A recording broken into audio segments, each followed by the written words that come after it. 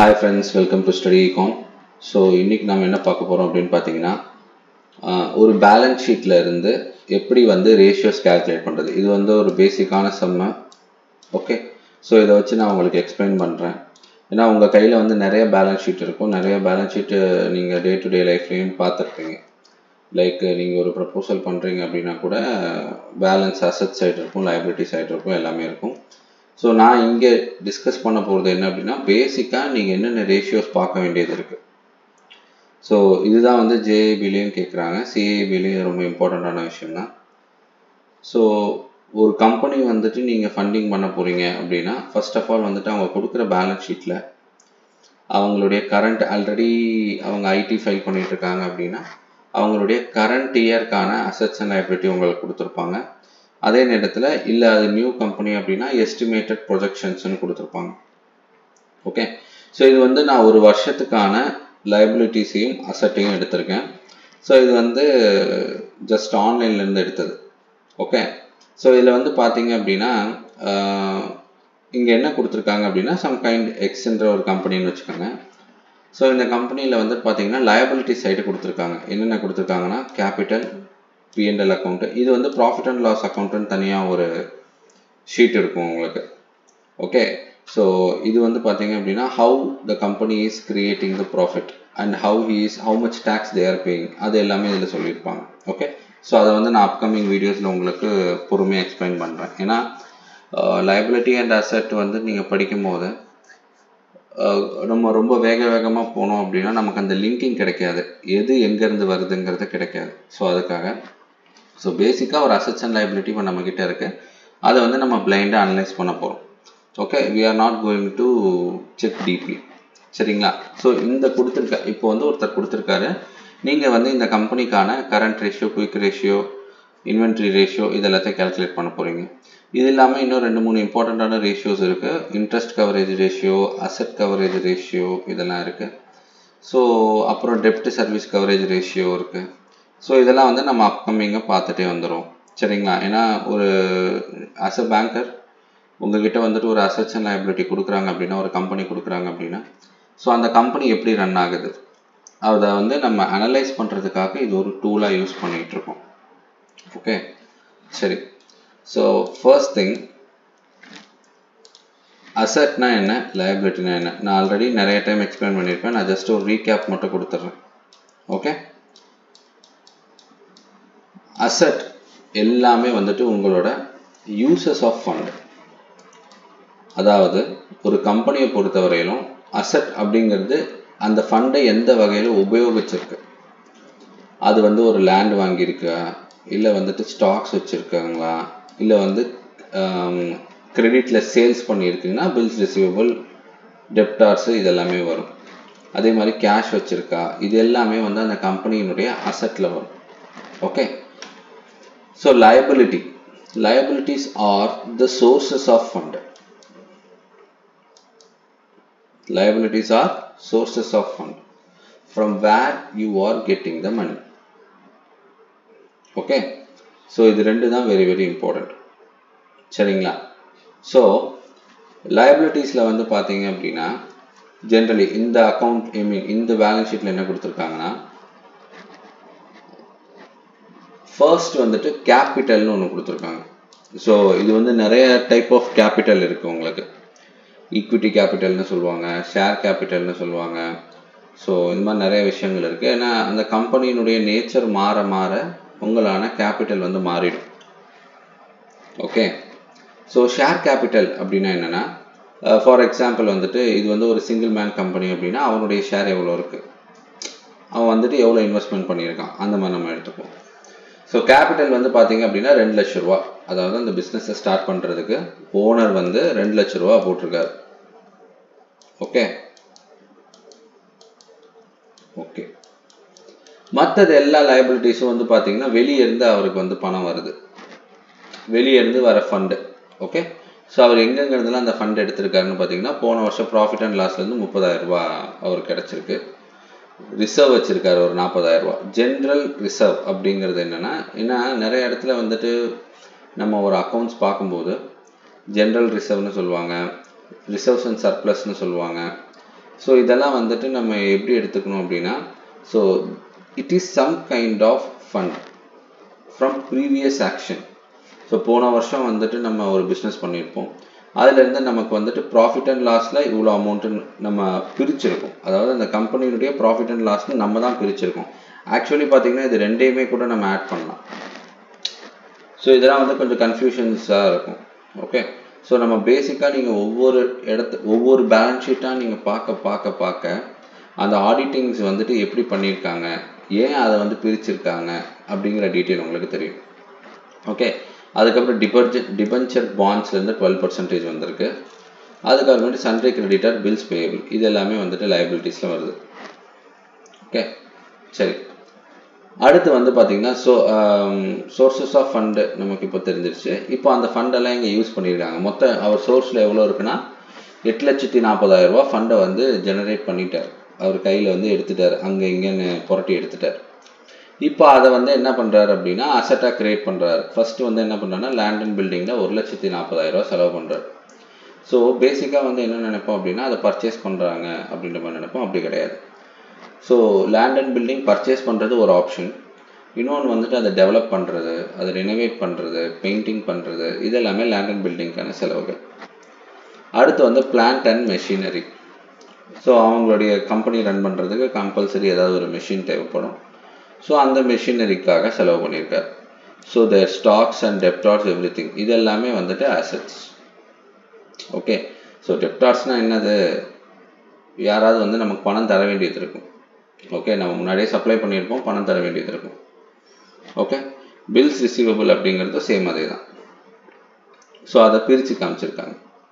Okay, அதுக்கப்புறம் பேங்க்கில் இருக்கக்கூடிய கேஷ்.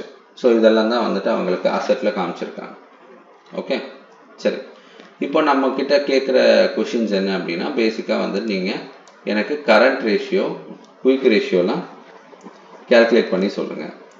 ஸோ நம்ம அக்கௌண்ட்ஸில் முக்கியமான ஒரு விஷயம் பார்க்க வேண்டியது என்னென்னா இதுதான், asset is equal to capital plus liability. இதுதான் மெயின். ஓகே, சரி. இப்போ நம்ம எங்கே வருவோம் அப்படின்னா ரேஷியோ ஸ்கூலில் வருவோம். ஸோ ஃபஸ்ட்டு ரேஷியோ என்ன அப்படின்னா current ratio, quick ratio. So எதுக்காக current ratio, quick ratio add பண்ணுறோம் அப்படின்னா, ஸோ கம்பெனியினுடைய கரண்ட் லயபிலிட்டிஸை வந்து தெரிஞ்சுக்கிறதுக்கு. ஓகே, இதை வந்து என்ன சொல்லுவாங்க அப்படின்னா ஜென்ரலி லிக்விடிட்டி ரேஷியோ அப்படிம்பாங்க. ஓகே, இப்போ கம்பெனிக்கு வந்து ஒரு ப்ராப்ளம் வந்துருச்சு. ஸோ அவங்க எவ்வளோ சீக்கிரத்தில் அந்த கடனை அடைக்க முடியும், அதுதான் வந்து லிக்விடிட்டி ரேஷியோ. சீக்கிரமாக லிக்விட் ஆகுதா இல்லையா அதுதான் பார்க்கணும். ஸோ ஃபஸ்ட்டு இதுக்கு கரண்ட் ரேஷியோங்கிறது வெரி வெரி இம்பார்ட்டண்ட்டான ratio and easiest ratio. Confirm இதெல்லாம் கேட்டதுன்னா 1 மார்க் நீங்கள் அழகாக எடுத்துடலாம். ஸோ ஃபஸ்ட்டு வந்து கரண்ட் ரேஷியோக்கான ஃபார்முலா என்னன்னு பார்த்தீங்கன்னா your current asset divided by your current liability. Okay, சரிங்க. இங்கே வந்து கரண்ட் அசெட்னு எதை சொல்லியிருக்காங்கன்னு ஃபஸ்ட்டு பார்க்கணும். ஸோ அசெட் எப்போவுமே எந்த பக்கம் இருக்கும், asset side of your balance sheet. Okay, so current asset அப்படின்னா ஜென்ரலி வந்து payable within less than 1 year. ஒரு வருஷத்துக்குள்ள உங்களுக்கான கடன்களை நீங்கள் என்னென்ன கடன்லாம் என்னென்ன அசெட்லாம் நீங்கள் வச்சுருக்கீங்களோ, அதாவது உங்களுக்கு வந்து பணம் அதுலேருந்து வருமோ அது எல்லாமே கரண்ட் அசெட்னு சொல்லுவாங்க. ஏன்னா பிளான்ட் அண்ட் மிஷினரியாக இருக்கட்டும், லேண்ட் அண்ட் பில்டிங்காக இருக்கும், இதெல்லாம் வந்து ஃபிக்ஸடில் போயிடும். அது வந்து ஒரு 5 வருஷம், 10 வருஷம், 15 வருஷம் நீங்கள் யூஸ் பண்ணுவீங்க. பட் ஆனால் உங்கள் ஸ்டாக்ஸ் எடுத்துக்கிட்டீங்க அப்படின்னா அந்த வருஷத்துக்குள்ளே நீங்கள் வித்தாகணும். அப்போ தான் உங்களால் ஆப்ரேட்டிங் சைக்கிள் கொண்டு வர முடியும். சன்ட்ரி டெப்டார்ஸ் ஒரு வருஷத்துக்குள்ளே அவங்க பணம் கொடுத்தாகணும். பில்ஸ் ரிசீவபிள்ஸ் கொடுத்தாகணும். கேஷ் அட் பேங்க்ஸ் அது வந்து ஹையர் லிக்விட். இது கேஷுங்கிறது வந்து எப்போ வேணாலும் நீங்கள் பணத்தை போய் எடுத்துக்கலாம். It's not about less than 1 இயரில் எடுக்க முடியும்னா எடுக்க முடியும், தாராளமாக எடுக்க முடியும். ஸோ அதனால தான் வந்துட்டு இது 4மே வந்து பார்த்தீங்க அப்படின்னா உங்களுடைய கரண்ட் அசெட்டில் வரும். 3,50,000. ஓகே, 3.50. ஓகே, ஸோ அதுதான் இங்கே 3.50 கொடுத்துருக்காங்க. Next your current liability. Okay, current லயபிலிட்டினா சேம் எப்படி வந்து கரண்ட் அசெட்டுக்கு 1 வருஷத்துக்கான டைம் எடுத்தோமோ கரண்ட் லயபிலிட்டிக்கும் அதே மாதிரி 1 வருஷத்துக்கான டைம் எடுப்போம். சரிங்களா? ஸோ கரண்ட் லைபிலிட்டி வந்து பார்த்தீங்கன்னா இந்த இடத்துல நமக்கு ரெண்டு தான் இருக்குது. ஒன்று வந்து பார்த்தீங்கன்னா சன்ட்ரி கிரெடிட்டர்ஸ், இன்னொன்று வந்து பில்ஸ் பேயபிள். இதுதான் வந்து கரண்ட் லைபிலிட்டிஸை நம்ம கன்சிடர் பண்ண முடியும். சரி, மற்றதெல்லாம் ஏன் கன்சிடர் பண்ணலை? மற்றதெல்லாம் ஏன் நம்ம கன்சிடர் பண்ணலை அப்படின்னு பார்த்தீங்கன்னா, இது எல்லாமே வந்துட்டு நம்மளுடைய இன்வெஸ்ட்மெண்ட். ஓகே, இது வந்து கம்பெனியை பொறுத்த ஒரு லைபிலிட்டி தான். பட் ஆனால் ஆக்சுவலாக பார்த்தீங்கன்னா இதெல்லாம் வந்து இன்வெஸ்ட்மெண்ட் ஆன் பிஸ்னஸ். ஸோ அதை நம்ம எடுக்க முடியாது. Liabilities actual current liabilities. ஏன்னா நம்ம லிக்விடிட்டி ரேஷியோன்றதை கால்குலேட் பண்ணுறோம் அப்படின்னாலே, லிக்விடிட்டி ரேஷியோ எதுக்காக அப்படின்னா, ஒரு கம்பெனி வந்து பெரிய கடனில் மாட்டிக்கிச்சு, இல்லை வந்து ஒரு கம்பெனி வந்து நிறையா அடிபட்டுருச்சுன்னு வச்சுக்கோங்களேன். ஃபஸ்ட்டு அந்த கம்பெனி என்ன நினைக்கும் அப்படின்னா, தான் வெளியே இருந்து வாங்கின பணத்தை முதல்ல கொடுக்கணும். ஏன்னா அப்போ தான் கம்பெனி பேர் வந்து கெட்டு போவார். ஓகே, ஸோ இதெல்லாம் தான் வந்துட்டு பார்த்தீங்க அப்படின்னா வெளியே இருந்து வாங்கின பணம். வெளியே இருந்து means some kind of other பிஸ்னஸை அஃபெக்ட் பண்ணக்கூடாது. இப்போ நான் வந்துட்டு எக்ஸ்ன்ற ஒரு கம்பெனி நடத்துகிறேன். எனக்கு வந்து ஏ, பி, சி அப்படின்னு 3 பேர் சப்ளையர்ஸ் இருக்காங்க. என் கம்பெனி திவாலாக போகுது, என் கம்பெனி என்னால் ப்ராஃபிட் எடுக்க முடியல அப்படின்னா, நான் இருக்கிற காசை வச்சு ஃபஸ்ட்டு இவனுங்க கடன் அடைச்சிருவேன். அப்போ தான் வந்து நாளைக்கு இவங்க முன்னாடி என்னுடைய கம்பெனி பேர் வந்து கெட்டு போகாது. அதே நேரத்தில் இவங்க கம்பெனிக்கும் ப்ராப்ளம் வராது. ஸோ அதனால தான் நான் வந்து கரண்ட் லைபிலிட்டிஸ் எடுக்கும் போது less than 1 year plus which is going to payable to other people, அதை மட்டும் நான் கன்சிடர் பண்ணியிருக்கேன். ஓகே, அப்படி தான் கன்சிடர் பண்ணணும். ஸோ கரண்ட் லைபிலிட்டி வேல்யூ என்ன அப்படின்னு பார்த்தீங்கன்னா 1.5 லட்ச ரூபா. ஸோ இந்த இடத்துல வந்துட்டு பார்த்தீங்கன்னா அசட் டிவைடட் பை லைபிலிட்டி வந்து 2.33:1. இது வந்து ஒரு சேஃபரான இன்வெஸ்ட்மெண்ட், ஒரு நல்ல கம்பெனின்னு அர்த்தம். ஏன்னா ஜென்ரலி வந்துட்டு கரண்ட் ரேஷியோட ஐடியல் வேல்யூ வந்து பார்த்தீங்கன்னா 1.33. ஓகே, இந்த 1.33 அப்படின்னா என்ன அர்த்தம் அப்படின்னா, அதாவது 4 times of your asset divided by 3 times of your liabilities. இதுதான் இங்கே சொல்ல வராங்க. ஓகேவா? ஸோ இந்த வேல்யூ இருந்தது அப்படின்னாலே அது வந்து சேஃபான வேல்யூ. ஏன்னா உங்களுடைய அசட் சைடு வந்து அதிகமாக இருக்கணும். உங்கள் அசட் சைடு அதிகமாக இருந்தால்தான் கரண்ட் ரேஷியோ ஒர்க் அவுட் ஆகும். ஓகே, சரி. நெக்ஸ்ட் வந்து பார்த்தீங்க அப்படின்னா குயிக் ரேஷியோ. இது வந்து ஆசிட் டெஸ்ட் ரேஷியோ அப்படின்னு சொல்லி கூட சொல்லுவாங்க. அதாவது அட் ப்ரெசண்ட் உடனே நீங்கள் வைண்ட் அப் பண்ணி ஆகணும், இன்னைக்கே நீங்கள் க்ளோஸ் பண்ணணும் அப்படின்னா உங்களோட கரண்ட் ரேஷியோவை பார்க்கறத விட உங்கள் குயிக் ரேஷியோ எப்படி இருக்குன்னு பார்க்கணும். ஜென்ரலி வந்து பார்த்தீங்கன்னா குயிக் ரேஷியோட ஐடியல் வேல்யூ 1:1. ஓகே, ஸோ இங்கே நம்ம வருவோம். குயிக் ரேஷியோ எப்படி சார் கால்குலேட் பண்ணுறது அப்படின்னா ஒன்றும் கிடையாது. நீங்கள் ஆல்ரெடி கரண்ட் அசட் நீங்கள் கால்குலேட் பண்ணி வச்சுருப்பீங்க. ஓகே, அந்த கரண்ட் அசட் 3 லட்ச ரூபாய் 3.5 லட்ச ரூபாய் நம்ம கால்குலேட் பண்ணியிருக்கோம். இந்த கேஸில் இங்கே இருந்து நம்ம என்ன பண்ண போகிறோம் அப்படின்னா, குயிக் ரேஷியோன்னு நான் என்ன சொன்னேன், உடனே நான் வந்துட்டு அந்த பணத்தை வெளியே எடுக்கணும் அப்படின்னா என்னால் இந்த 4 கரண்ட் அசட் நான் சூஸ் பண்ணதுலேருந்து ஸ்டாக் வந்துட்டு யாராவது வாங்கினால் மட்டும்தான் என்னால் வந்து அந்த பணமாக மாற்ற முடியும். ஆனால் மற்றதெல்லாம் நான் பணத்தை கேட்டு வாங்கிடலாம் உடனே. ஓகே, ஸோ தியரட்டிக்கலி பார்த்தோம் அப்படின்னா ஸ்டாக்ஸ் சேல்ஸ் பண்ணுறது வந்து கொஞ்சம் டைம் எடுக்கும். உடனே 2 லட்ச ரூபா ஸ்டாக்ஸ் என்னால் சேல்ஸ் பண்ண முடியாது. I need some time. ஏன்னா எனக்குன்னு ஒரு ஆப்ரேட்டிங் சைக்கிள் இருக்குது. ஸோ நான் குயிக் ரேஷியோ கால்குலேட் பண்ணும்போது என்ன பண்ணுறேன்னா, ஸோ அவங்க என்ன சொல்கிறாங்க, எனக்கு உடனே பணம் வேணும், உடனே நீங்கள் லிக்விடேட் பண்ணுங்கள் அப்படிங்கிறாங்க. ஸோ அதனால் நான் கன்சிடர் பண்ண போகிறது என்ன அப்படின்னா டெப்டார்ஸ், ரிசீவபிள்ஸ் அண்ட் கேஷ். இன்னும் சொல்ல போனோன்னா உங்களுடைய கரண்ட் அசட்லேருந்து உங்கள் ஸ்டாக்ஸை நீங்கள் மைனஸ் பண்ணுங்கள். ஓகே, ஸோ இங்கே வந்து 3.50 மைனஸ் 1.5. ஓகே, உங்களுக்கு எவ்வளோ வருது? சாரி 1.5 இல்லை 2. சாரி 3.50 உங்களுக்கு என்ன மைனஸ் பண்ண போகிறோன்னா 2 lakhs வந்து நான் மைனஸ் பண்ணுறேன். ஏன்னா அது ஸ்டாக்ஸ் வெளியே போயிடுச்சு, அதை நான் கன்சிடர் பண்ண முடியாது. அதை வச்சு என்னால் உடனே பணத்தை ஜென்ரேட் பண்ண முடியாது. So 1.50. So 1.50 divided by your current liabilities or liquid liabilities. நான் ஆல்ரெடி சொன்ன மாதிரி current liabilitiesக்கு நான் எந்த liabilityயை calculate பண்ணுறேன், the bills which are going to pay outside immediately. ஏன்னா அப்போ தான் என்னுடைய கம்பெனி நேம் கெட்டு போகாது. ஸோ அது வந்து 1.5 lakhs. So the ratio will comes to 1:1, which is a ideal one. அதாவது எனக்கு கடன் கொடுத்தாங்க இல்லையா, அவங்க வந்து எனக்கு உடனே இப்பயே பணம் வேணும், நீ எப்படியாவது அரேஞ்ச் பண்ணி கொடு அப்படின்னு கேட்டால் கூட என்கிட்ட அதுக்கு தகுந்தமான அசெட் இருக்குது. ஏன்னா நான் ஸ்டாக்ஸை செல் பண்ணி தான் அவங்களுக்கு பணம் கொடுக்கணுன்றது கிடையாது. ஓகேங்களா? ஸோ இந்த ரெண்டு ரேஷியோலேருந்து நம்ம தெரிஞ்சுக்க வேண்டியது இதுதான். ஸோ ரேஷியோனா என்ன பர்பஸுக்காக அந்த ரேஷியோ கொண்டு வந்திருக்காங்க அதை நம்ம தெரிஞ்சுக்கிட்டோம் அப்படின்னா ரேஷியோ அனாலிசிஸ் ரொம்ப ஈஸியாக இருக்கும். ஓகே, ஸோ இது வந்து கரண்ட் ரேஷியோ முடிஞ்சு, குயிக் ரேஷியோ முடிஞ்சு. அடுத்து என்ன சொல்லியிருக்காங்கன்னா inventory to working capital. Okay, inventory to working capital. So first of all வந்துட்டு இன்வென்ட்ரினா என்ன?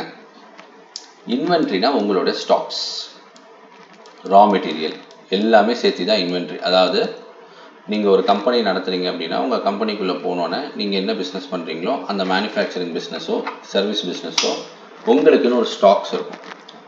ஓகே, அந்த ஸ்டாக்ஸை தான் வந்து இன்வென்ட்ரி அப்படின்னு சொல்லி சொல்லுவாங்க. Okay, working capital. Working capital அப்படின்னா working capital, your working capital is என்ன அப்படின்னா இதுக்கான ஃபார்முலா உங்களுடைய கரண்ட் அசட்டுக்கும் மைனஸ் கரண்ட் லயபிலிட்டிக்கும் இருக்கக்கூடிய டிஃபரன்ஸ் தான் ஒர்க்கிங் கேபிட்டல். ஓகே, ஸோ உங்களுடைய ஃபார்முலா என்னது? ஒர்க்கிங் கேபிட்டலுக்கு difference between your current asset minus current liability. சரியா? So when your current asset minus current liability is 2 lakhs. ஏன் அப்படின்னா கரண்ட் அசட் நம்ம ஆல்ரெடி கால்குலேட் பண்ணியிருக்கோம் 3.5, கரண்ட் லயபிலிட்டி 1.5. ஸோ இந்த ரெண்டுக்கும் இருக்கக்கூடிய டிஃபரன்ஸ் தான் வந்துட்டு ஒர்க்கிங் கேபிட்டல். ஓகே, ஸோ சில இடத்துல வந்து இதை நெட்வொர்க்கிங் கேபிட்டல்னு சொல்லுவாங்க, நிறையா டேர்ம்ஸ் அண்ட் கண்டிஷன்ஸ் மாறும். இங்கே வந்து நம்ம பேசிக்காக பார்க்கறதுனால ஒர்க்கிங் கேபிட்டல். நம்ம போக போக கொஞ்சம் காம்ப்ளிகேட்டடான பேலன்ஸ் ஷீட்டை நம்ம எடுத்துகிட்டு போவோம். சரிங்களா? ஓகே, ஸோ ஒர்க்கிங் கேபிட்டல் வந்து பார்த்தீங்கன்னா 2 லட்சம் ரூபா. ஓகே, 3.5லேருந்து 1.5, 2 lakhs. ஸோ இன்வென்ட்ரி என்னது? நமக்கு ஸ்டாக்ஸ் 2 லட்ச ரூபா இருக்குது, ஒர்க்கிங் கேபிட்டல் வந்து 2 லட்ச ரூபா இருக்குது. ஸோ டோட்டலாக வந்து பார்த்தீங்கன்னா 1:1. புரியுதா? So this is what I am trying to say. So உங்களோட இன்வென்ட்ரியும் உங்களுடைய ஒர்க்கிங் கேபிட்டலும் ஐடியலாக யூஸ் ஆகிட்டுருக்கு. அதாவது உங்கள் ஒர்க்கிங் கேபிட்டல் நீங்கள் வந்து 1 ரூபா வச்சுருக்கீங்கன்னா அதுக்கு தகுந்த ஸ்டாக்ஸ் உங்கள்கிட்ட இருக்குது. ஓகேங்களா? ஸோ இதுதான் வந்து inventory to working capital ratio அப்படின்னு சொல்லி சொல்லுவாங்க. நெக்ஸ்ட் வந்து ரொம்ப இம்பார்ட்டண்ட்டான ratio dept to equity ratio. இது நிறைய இடத்துல கேட்பாங்க சார். ஏன்னா இன்வென்ட்ரி டு ஒர்க்கிங் கேபிட்டல் அந்தளவுக்கு கேட்ட மாதிரி ஞாபகம் இல்லை எனக்கு. So just for knowledge check நீங்கள் தெரிஞ்சுக்கோங்க. பட் ஆனால் டெப்ட் டு ஈக்விட்டி ரேஷியோ தெரிஞ்சிடும், கண்டிப்பாக கேட்பாங்க. ஸோ டெப்ட் அப்படின்னா என்னது? உங்களுடைய கடன்.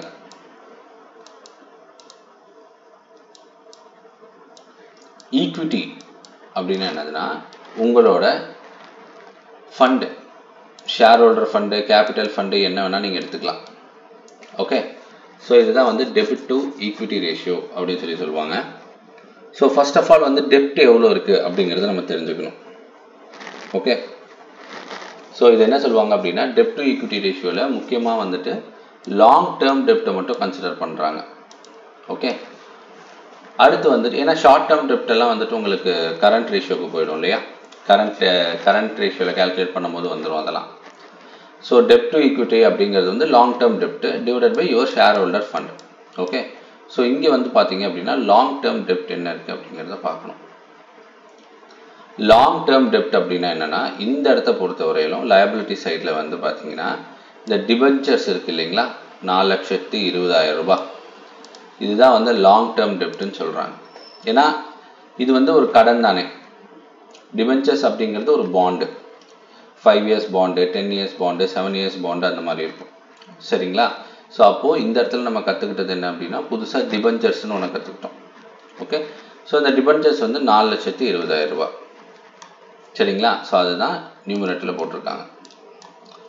அடுத்து வந்து பார்த்தீங்கன்னா your share holder fund. So உங்கள் ஷேர் ஹோல்டர் ஃபண்ட் என்ன இருக்குது? ஓகே,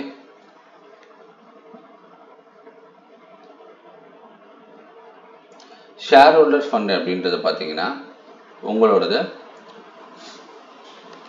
2 lakhs ஷேர் கேபிட்டல் கொடுத்துருக்காரு, ப்ராஃபிட் அண்ட் லாஸ் வந்து 30,000 ரூபாய் எடுத்திருக்காரு, ஜென்ரல் ரிசர்வாக 40,000 ரூபாய் தனியாக எடுத்து வச்சிருக்காரு. ஸோ இது எல்லாமே வந்து பார்த்தீங்கன்னா கஸ்டமர்னு கிடையாது, அந்த பர்டிகுலர் பர்சன் தனித்தனியாக எடுத்து வச்சிருக்கிறது தான் வந்துட்டு share holder fund. Okay, so இந்த டெப்ட் டு ஈக்விட்டி ரேஷியோ வந்து பார்த்தீங்க அப்படின்னா உங்களுக்கு அசட் சைடை கன்சிடர் பண்ணாது. ஓகே, உங்கள் லயபிலிட்டி சைடை மட்டும்தான் கன்சிடர் பண்ணும். ஓகே, ஸோ அப்போ வந்து பார்த்தீங்கன்னா உங்களுக்கு 2,70,000. ஸோ 4,20,000 டிவைடட் பை 2,70,000 இதுதான் வந்து உங்களோட டெப்ட் டு ஈக்விட்டி ரேஷியோ. சம்டைம்ஸ் சில பிஸ்னஸ்க்கு வந்து என்ன பண்ணுவாங்க அப்படின்னா ஷேர் ஹோல்டர் ஃபண்டோட சேர்த்து லாங் டேர்ம் டெப்டையும் கால்குலேட் பண்ணுவாங்க. ஒய் மீன்ஸ் சிலர் வந்துட்டு என்ன பண்ணுவாங்கன்னா ஒரு பிஸ்னஸ் ஸ்டார்ட் பண்ணுறதுக்கு கேபிட்டல் வந்து 2 லட்சம் தான் வச்சுருப்பான். உடனே அவங்ககிட்ட பணம் பத்தாது. அவன் என்ன பண்ணுவான்னா ஒரு 4 லட்சம் ரூபாய் அவன் ஃப்ரெண்டுக்கிட்ட இருந்தோ அவங்க அப்பா அம்மா கிட்ட இருந்தோ இல்லை வேறு ஏதாவது அதர் தேன் பேங்க், சில பேர் வந்து நான் உனக்கு பணம் கொடுக்குறேன் நீ பிஸ்னஸ் பண்ணுன்னு சொல்லுவாங்க இல்லையா. ஸோ அந்த மாதிரி ஃபண்டை ரைஸ் பண்ணுவாங்க. ஸோ அது வந்து பார்த்திங்கன்னா 3 வருஷம் 4 வருஷம் கழிச்சு தான் கொடுப்பாங்க. அது வரலாம் அவங்க இன்ட்ரெஸ்ட் மட்டும் பேமெண்ட் பண்ணுவாங்க. ஸோ அதனால் அதை நம்ம கன்சிடர் பண்ணுறோம். இது வந்து பேலன்ஸ் ஷீட்டை பார்க்கும் போது தான் நம்மளால் ஃபைனலைஸ் பண்ண முடியும். ஓகே, ஸோ அதனால் இப்போதைக்கு நீங்கள் இதை வந்துட்டு கன்சிடர் பண்ணாதீங்க. ஸோ நம்மளை பொறுத்தவரையில் என்ன அப்படின்னா டெப்ட் டு ஈக்விட்டி ரேஷியோ என்னென்னா what is your dept, what is your equity capital, இது மட்டும் தான் நம்ம கால்குலேட் பண்ணுறோம். ஓகேங்களா? ஓகே, சரி. நெக்ஸ்ட் வந்து proprietary ratio. So as a set proprietary ratio அப்படின்னா உங்களோட டோட்டல் அசட் எவ்வளோ இருக்குது அப்படிங்கிறத பார்க்கணும். டோட்டல் அசட் வந்து கவலையப்பட வேணாம், ஏன்னா இந்த இடத்துல நமக்கு தெரிஞ்சிடும் மொத்தமாக எவ்வளோ டோட்டல் அசட் இருக்குன்னு. 1 minute.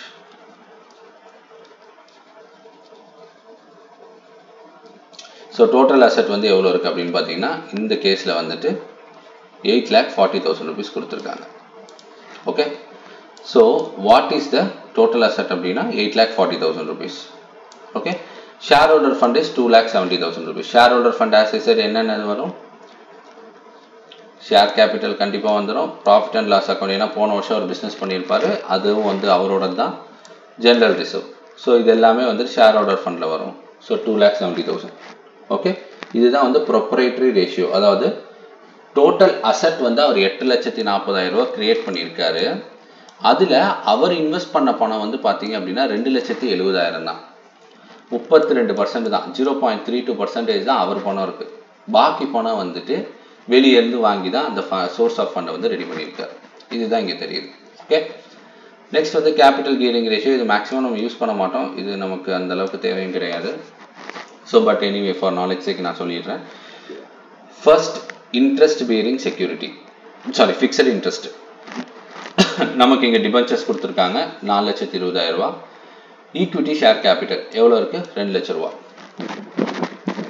ஓகேங்களா? ஈக்விட்டி ஷேர் கேபிட்டல்னா ஃபர்ஸ்ட் இங்கே பார்த்தோம் இல்லையா, ஈக்விட்டி, இதை மட்டும் தான் கன்சிடர் பண்ண முடியும். ஓகே, ஸோ அதுதான் வந்து கேபிட்டல் கியரிங் ரேஷியோ அப்படிம்பாங்க.